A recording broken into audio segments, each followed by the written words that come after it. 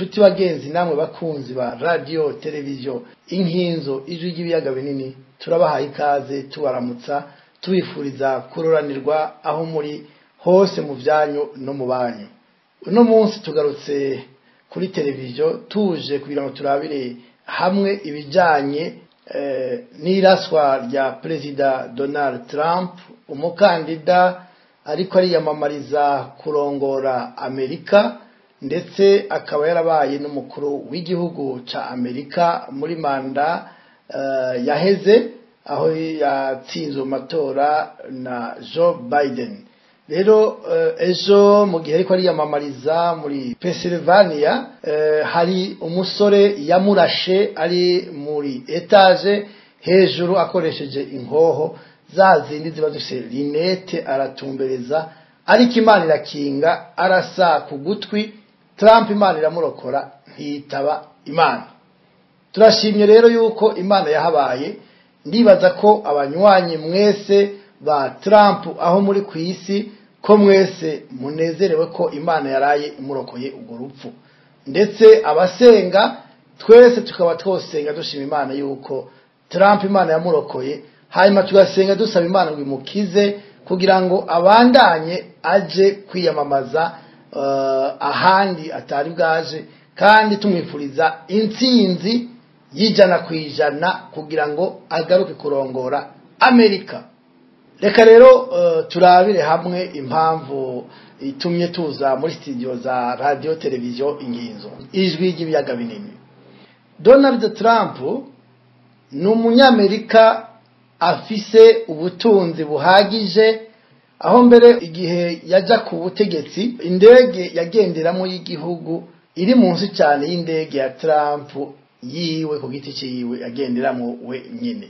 Rero Donald Trump kuja ku butegetsi kwari kugira ngo ahindure amateka ya Amerika, ahindure ibijanye n'ubutunzi bwa Amerika, aho we avuga ko ubutunzi bwa Amerika buba bugiramiwe kubera politike zitari nziza arizo mbere yanagwanya. Tukibaza yuko ashobora no kuba mu byo yarasiwe bishoboka cyane kuba ari byo. Umuntu yo kwibaza ati mbega ko ari umwana yarashe akiri muto w'imyaka 20, oya, ariko no kumenya yuko icyo gihugu abanyagihugu bararekuriwe gutunga inkoho mu ngo zabo.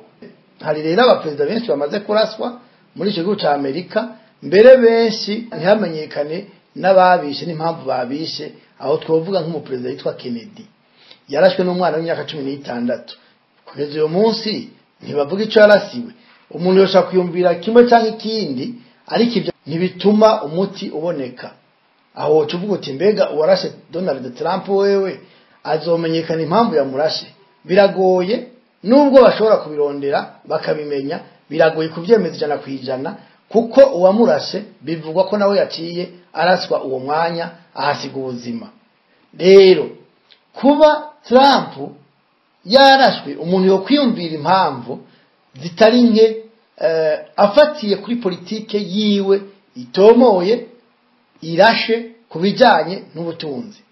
Mukana yimvuze ko Trump ari mu banyamerika ba mbere batunze cyane, aho indege yiwe bwite irusha agaciro iyo umukuru w'igihugu agenderamo. Aho rero nkavuga nti Trump ntarondera kuja ku butegetsi kugira ngo arondera amafaranga ubukire, oya, Trump arondera kuja ku butegetsi kugira ngo aharanire ubwigenge bwa Amerika mu bijanye n'ubutunzi, ntihagire igihugu kitambuka ngo kirengane Amerika.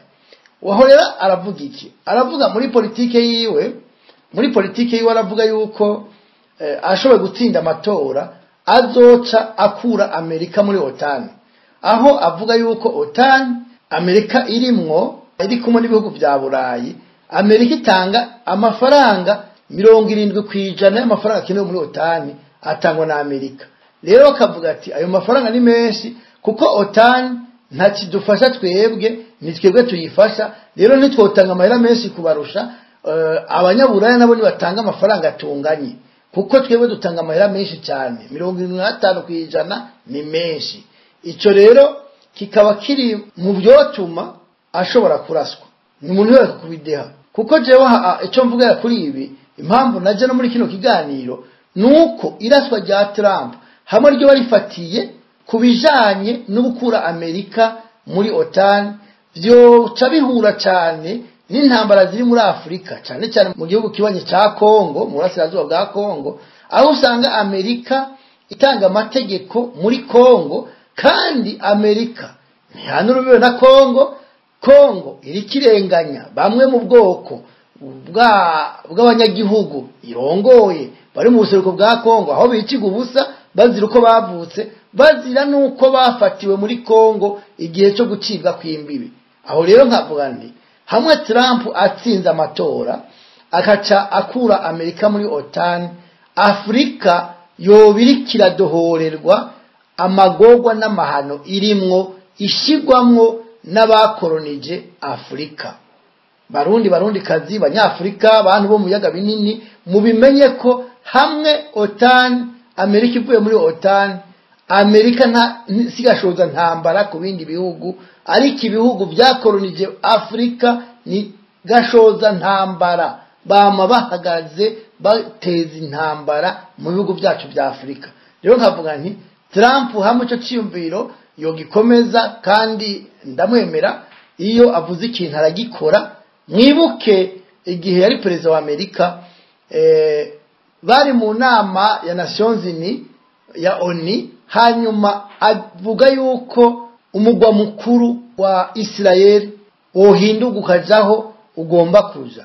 Baranse yaciye yisokera ababwira ko ibikoresho bija bishikayo, baciye batangura kubaka muri Israel. Rero Trump ari ku butegetsi hari ikintu gikomeye yakoreye Israel, yakoze nk'umuntu akomeye wijunja n'ijambo ashira mu ngiro ivy'Imana yavuze. Ubundi umugwa mukuru wa Israel ugomba kuba Yerusalemu. Rero ko Israel igira umugwa mukuru Yerusalemu byari byaranse, ariko Trump arabashigikira yimurana ambasade itangwa kubakwa uwo munsi nyene yabivuga. Twibaza rero yuko hamwe abaye perezida agatogwa akizego n'Abanyamerika hari byinshi cyane bishaka guhinduka, haba muri OTAN, haba muri Israel, haba no muri Afrika, kuko we umugamba afise ntigera asotora ibindi bihugu ngo agwane navyo, yama gusa yihatira ku butunzi bwa Amerika. Umuntu yoce yibaza ikindi kibazo, mbega amaze kumurasa nkuko mwabonye ku masanamu agakomereka, yaciye yunama inyuma ya podium, security iramufata iramucungira umutekano, bakora akazi kabo. Hanyuma yavuyeho yeretse abanywanyi biwe ko atapfuye, yadugije igipfunsi arakizamura kiduza, abereka ko ingufu ari zazindi ko umugamba ari wa wundi, hanyuma aragenda. Icyo rero ni ikintu gikomeye cyane cyamwongeye amanota. Nagira ndababwire ko naho ataraja kwiyamamariza ubu yamaze gutsinda amatora haya vyaheze. Trump rero nta numwe atamwifuza gutsinda, nubwo abantu benshi bibaza ngo yanka abimukira baja muri Amerika. Ubundi kwanka abimukira baja muri Amerika kubayo si bibi, baturekeye amahoro n'umutekano muri Afrika ntawo kenera ibihugu byabo kubijamwe, kuko nakare ubutunzi bakoresha hariya buva ngahe wacu muri Afrika. No kuvuga ko dufise amahoro n'umutekano nta kibuza ko dutera imbere, ntacyo umuntu uja kurondera muri ibyo bihugu byabo, ahubwo nibo boza kurondera imibereho muri bino bihugu byacu. Nibaza yuko rero ari kimwe mu nyigisho yofasha guha Abanyafrika kutirukira kuja muri Amerika, ahubwo bakihutira guteza imbere Afrika yabo. Yagize biriya ariko yugurura amaso abantu kugira ngo abantu bamenye baribo, bamenye aho bari, bamenye n'agaciro kabo. Agaciro k'ibihugu byacu karakomeye cyane, kandi ibihugu byacu bitari mu intambara nagenda babwiye ko byotera imbere cyane, bigagira ubutunzi cyane gusumba ibyo bihugu babuza abantu kujamwo bakabuza amahoro.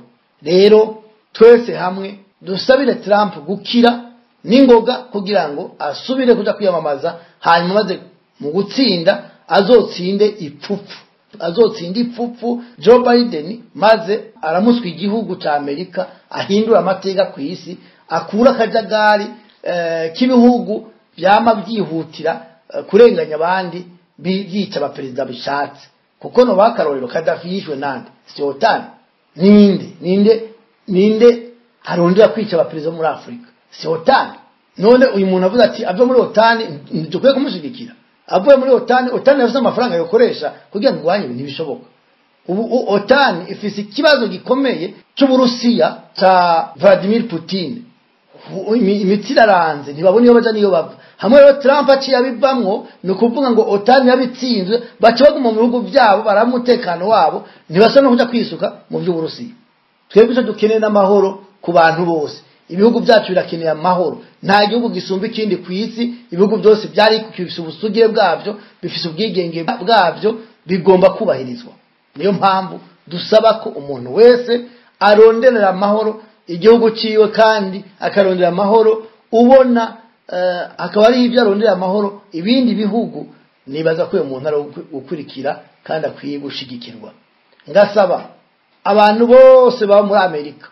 banyumva bose bagize batore Donald Trump kugira ngo atsinde ipfupfu Joe Biden hanyuma turonka amahoro twiruhutse murakoze